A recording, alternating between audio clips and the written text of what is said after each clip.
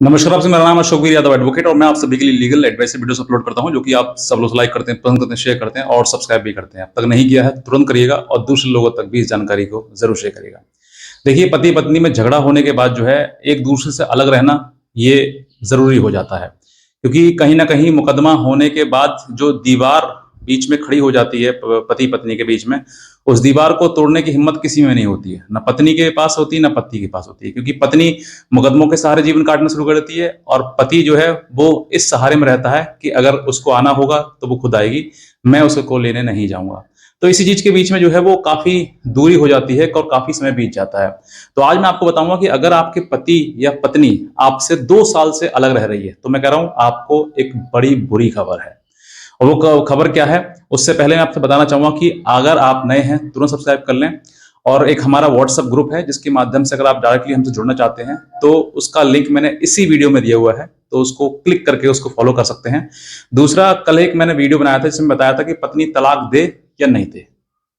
आपको कोई फर्क नहीं पड़ेगा। तो उसके लिए उसका लिंक भी मैंने वीडियो का इसी वीडियो के नीचे डिस्क्रिप्शन में दिया हुआ है, उसको भी आप क्लिक करके उसको देख सकते हैं। फिलहाल बात करते हैं कि अगर आपके बीच में, दोनों के पति पत्नी के बीच में मुकदमा चल रहे हैं और काफी समय हो गया है, काफी समय का मतलब कि 2 साल से पार कर गए हैं, बीत गए हैं 2 साल और अभी भी मुकदमे चल रहे हैं, तो फिर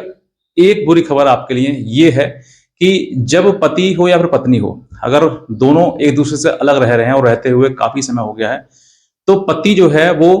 तलाक की फिराक में है। अब कहीं ना कहीं, चाहे पति हो चाहे पत्नी हो, दोनों में से कोई पार्टी हो, वो तलाक की फिराक में है। अब वो कैसे है, वो मैं उसको आपको कुछ ऐसे साइंस बताऊंगा जो साइन आपको ये बताएंगे कि हाँ, मेरा पति अब तलाक लेना चाहता है या फिर मेरी पत्नी मुझसे अलग होना चाहती है। सबसे पहली बात कि जब आपके पास 2 साल से समय ज्यादा अधिक हो जाएगा और आपके आ,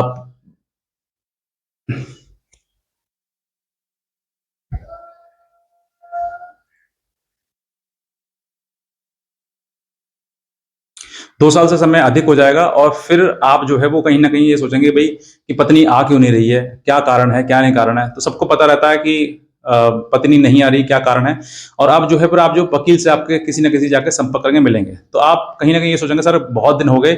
इसने मेरे मुकदमे कर दिए हैं, तो आप जो है मुझे ये रास्ता बताइए, इससे मुझे छुटकारा पाना है। क्योंकि हर पति परेशान होने के बाद, क्योंकि कई प्रकार के मुकदमे, कई प्रकार के नोटिस, सम्मन, वारंट वगैरह, वो पत्नी अपना काम करती रहती है, मुकदमा लगाती रहती है और फिर पति ये सोचता है कि भाई इसको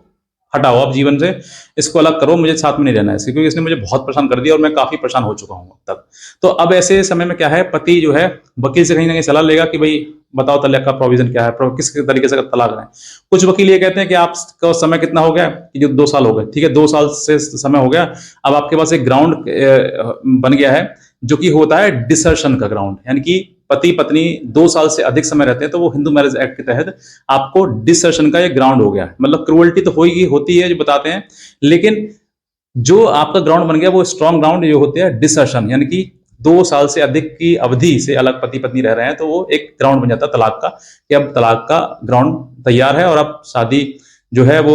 इसको तलाक के रूप में बदल सकते हैं। तो अब इस बात को लेकर पति जो है वो मुकदमा फाइल करता है। कुछ लोग, कुछ पति क्या करते हैं, कुछ वकील साहब क्या करते हैं कि सीधे मुकदमा करवा देते हैं, और कुछ ऐसे होते हैं कि पहले सेक्शन 9 का मुकदमा डलवाते हैं। सेक्शन 9 में पत्नी को बुलवाते हैं, तो फिर वो पत्नी नहीं आती, यानी कि 2 साल बाद सेक्शन 9 का मुकदमा डाला तो पत्नी नहीं आई, नोटिस भेजा उसको, वो भी नहीं आई, रिसीव नहीं किया उसने, कुछ नहीं किया, फिर भी नहीं आई, तो कोर्ट में से वो मुकदमा वापस ले लिया जाता है और ये कंफर्म हो जाता है कि हाँ वाकई वो 2 साल से नहीं आ रही, तो अब आगे भी नहीं आएगी।